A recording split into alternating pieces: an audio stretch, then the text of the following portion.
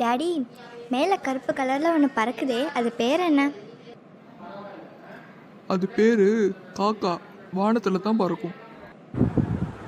Daddy, ஒன்று பெருசாக வருதுல்ல, ஏன் அது மேலே நிறைய மக்கள் ஏறுறாங்க? அது பேர் பஸ். வெளியூர் போகிறவங்க நிறைய பேர் அதில் ஏறுவாங்க. டே ராம், எங்கே போயிட்டுருக்க? ரொம்ப நாளாவது பார்த்து. மோகன், நான் இங்கே என் பொண்ணை காலேஜில் விட்டுட்டு வீட்டுக்கு போயிட்டுருக்கேன். நீ எப்படி இருக்க? நல்லா இருக்கேன். உன்கிட்ட கொஞ்சம் பேசணும், கொஞ்சம் வரியா?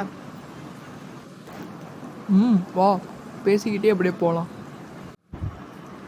ராம், நான் உன்கிட்ட கேட்குறேன், நீ தப்பாக நினச்சிக்க மாட்டீல? நீ கேளு, நான் ஏதோ தப்பாலாம் நினச்சிக்க மாட்டேன். நான் 25 வருஷத்துக்கு அப்புறம் நேற்று தான் நம்ம ஊர் வந்தேன். பஸ் ஸ்டாப்பில் உன்னையும் உன் பொண்ணையும் பார்த்தேன். உன் பொண்ணுக்கு 20 வயசாகும்ல, ஏன் உன் பொண்ணு ஒரு மாதிரியாக பேசுனா? எதையும் பார்த்தா மாதிரி என்னமோ கேட்குறா. நீ அதுக்கு பதில் சொல்லிட்டு வந்திருக்க. ஏன் உன் பொண்ணு நல்லா தானே இருக்கா?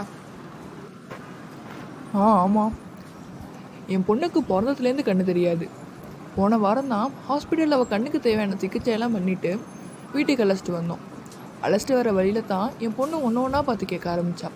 இது என்ன, அது என்னன்னுட்டு. எனக்கு மறுக்க முடியல. நான் எல்லாத்தையும் இது இது இது அது அப்படின்னு சொல்லிக்கிட்டு வந்தேன். அப்போ தான் நீ அவளை பார்த்துருக்கேன்னு நான் நினைக்கிறேன். ராம், என்னை மன்னிச்சிக்கோ. எனக்கு அது தெரியாதனால தான் நான் உன்ட்ட அந்த கேள்வியை கேட்டேன்.